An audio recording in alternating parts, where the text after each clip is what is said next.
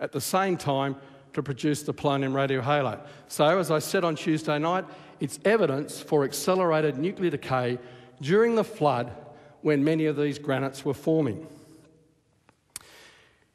So you have to have a mechanism to deliver enough polonium from the zircon crystal to a nearby location in the biotite crystal with enough alpha particles to form each dark polonium radiohalo before the polonium decays.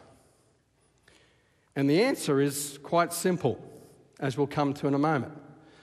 But what it means, as I just said, that at least 100 million years worth at today's rate of uranium decay has to occur within hours to days for these polonium radiohalos to form alongside and at the same time as the uranium radiohalos. So, at this stage we can conclude, before we progress to a solution here, the dark uranium radiohalos in many granites around the world are observable physical evidence that abundant nuclear decay has occurred during the flood and in Earth history at least 100 million years worth at today's rate. Now, when we get granites at different levels in the geologic record, you sum total that and you can realise that we're talking about hundreds of millions of years worth of decay during the flood, for example, which we concluded from other evidence, but of course at an accelerated rate, because coexisting uranium and polonium radiohalos must therefore, having formed at the same time, be observable physical evidence that this abundant nuclear decay had to have occurred at an accelerated rate. You might say to me, but if the uranium decay was accelerated, why wasn't the polonium decay accelerated, or the carbon-14 accelerated? But were you listening to what I said on Tuesday night? What did we find? The slower the decay rate, the greater was the acceleration. That means the faster the decay rate, the less acceleration. Uranium has a half-life of 4.5 billion years. Polonium has a decay rate today of minutes, seconds, and days. So would polonium have been sped up? No, neither would the carbon-14. They would not have seen significant effects from this accelerated decay process. Okay, let's consider how these radiohalos might form. Let me propose a model, and then we're going to test that model. We're going to test that model, because that's what we do. We put up a scientific idea, and then we go out, collect samples, process those samples to test that idea. And if the testing confirms our idea, it gives us more confidence in that idea. Now, this is an end-on view. These are the biotite flakes stacked on top of one another. We're looking at the end of a book, and you can see all the pages stacked up there, okay?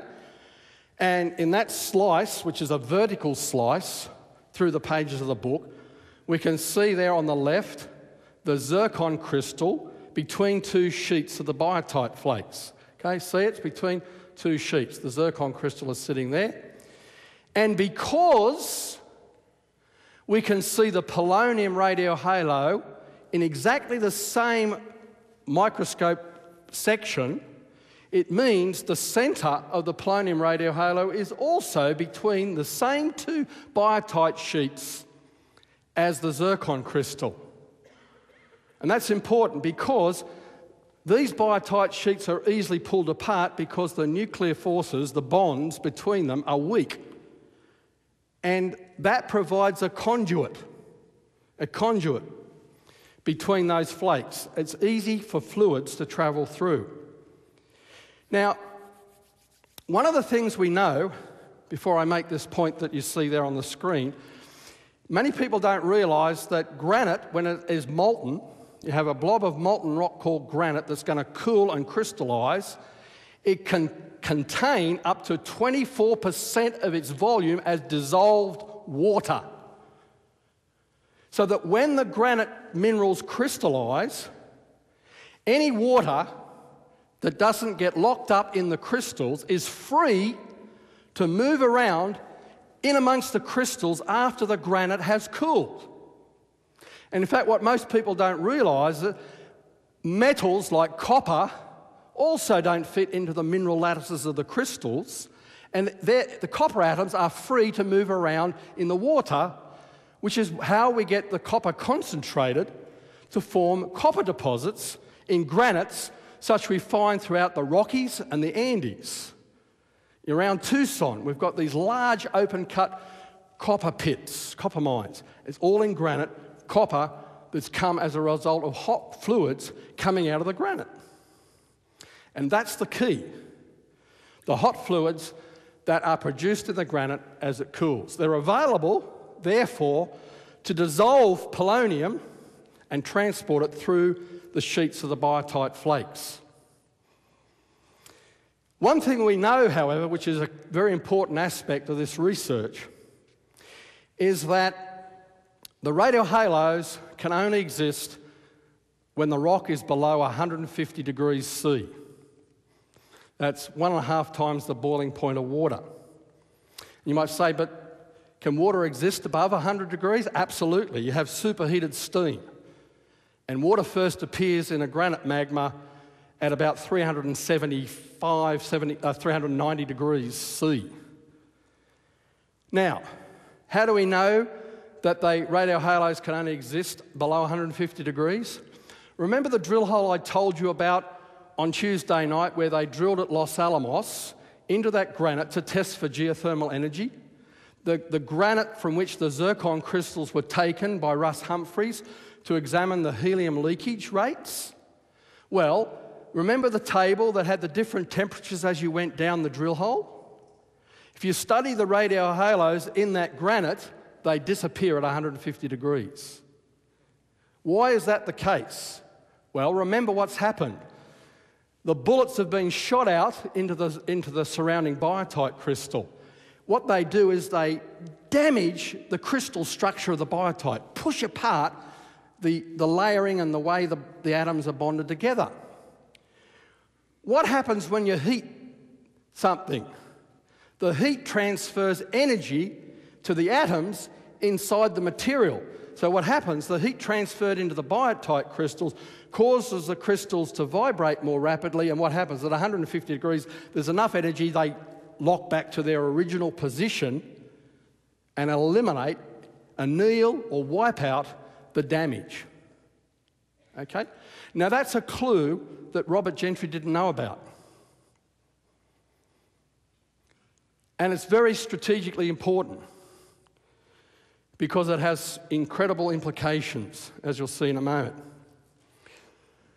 So, in this process, we've got the uranium radiohalos beginning to form around the zircon crystal. And as it starts out shooting the bullets, the uranium atoms start going through that decay chain and they start producing polonium. Now, polonium being and radon is the step before that. Radon, it goes down to radon and then to polonium. And that's significant. Why? Because radon is a gas. And radon is also chemically inert. It will not be inhibited in the chemical environment in the zircon. So it's free to leak out of the zircon crystal, just like the helium is free to leak out. So what will happen? If the radon leaks out to the surface of the zircon crystal and then decays to polonium, now the polonium is available to the hot waters flowing past between the sheets of the biotite flakes. And how do we know that water does that? Because biotite changes colour as a result of hot water flowing through it. It's altered to another mineral called chlorite, which is greenish, when most biotites aren't. And so the uranium decay supplies radon and polonium to the hydrothermal fluids. Now, interestingly, I discovered when I began to look into this research, I found a book from the 1960s which talked about the chemical properties of polonium. And what did I discover? It loves chlorine. Guess what's the highest component in, well, common salt is chlorine. What's the commonest component in salty waters? Chlorine. What's the common component in hot fluids from volcanic rocks? Chlorine.